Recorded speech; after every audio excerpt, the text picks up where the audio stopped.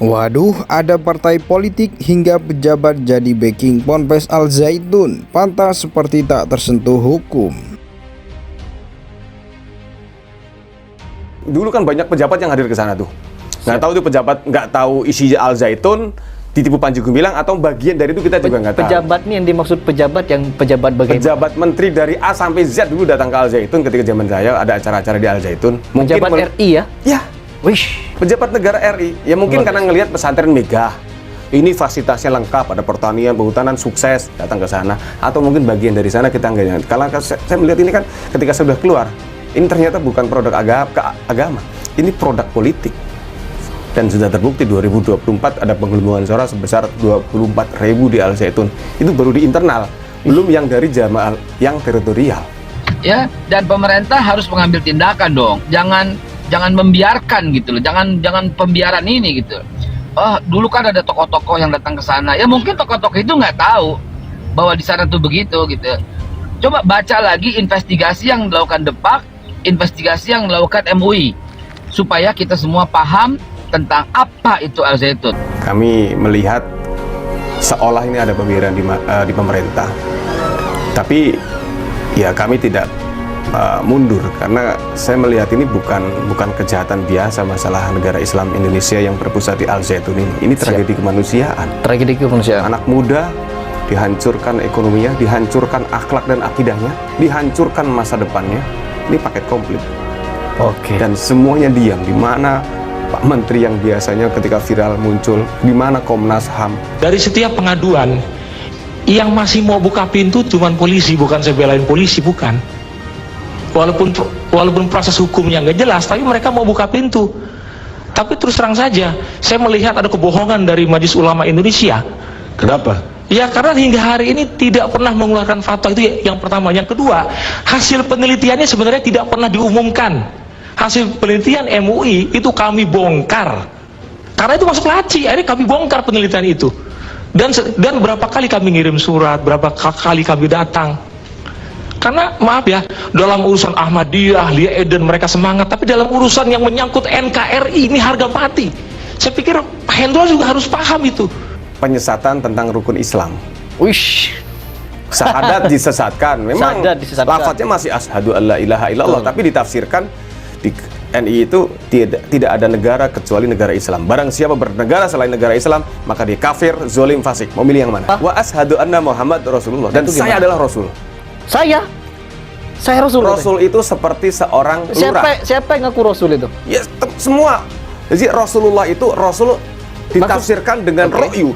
Rasulullah, orang yang membawa risalah. Siapapun siapa saja yang menjawab risalah Allah disebut Rasulullah. Saya pusing. Mereka mengadopsi ajaran Isa Bugis dan lembaga kerasulan.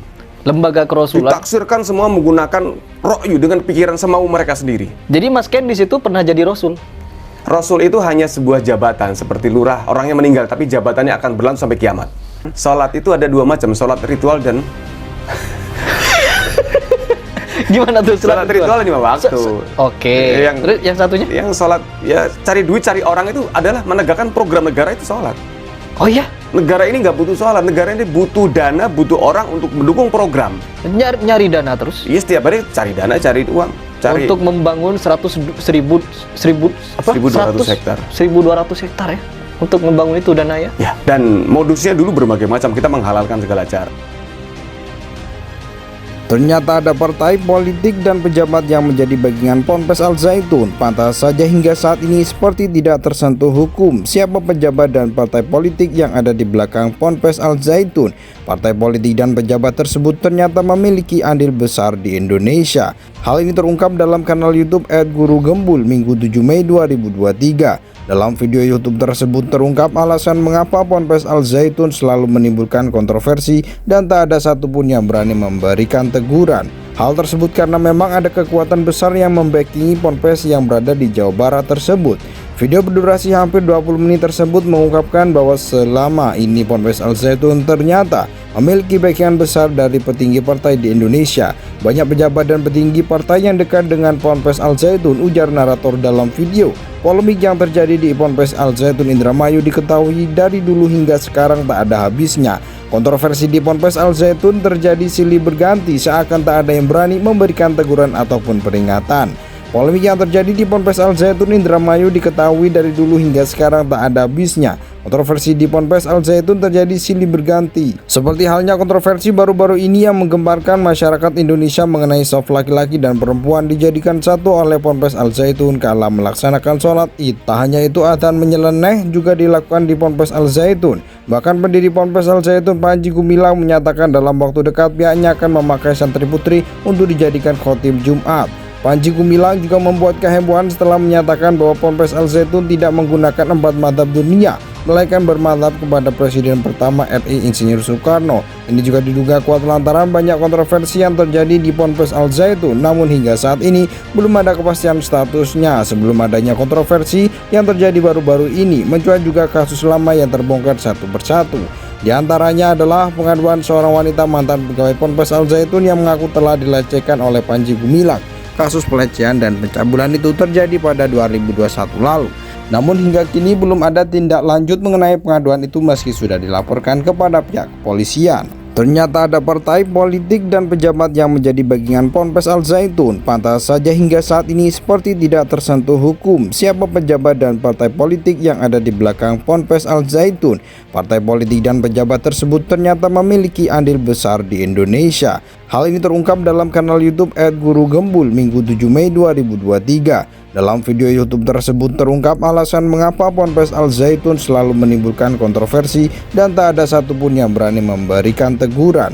Hal tersebut karena memang ada kekuatan besar yang membackingi Ponpes yang berada di Jawa Barat tersebut.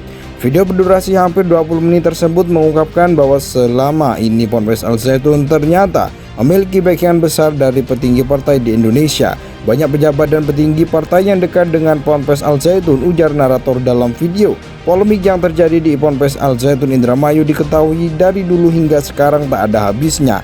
Kontroversi di Ponpes Al Zaitun terjadi silih berganti seakan tak ada yang berani memberikan teguran ataupun peringatan.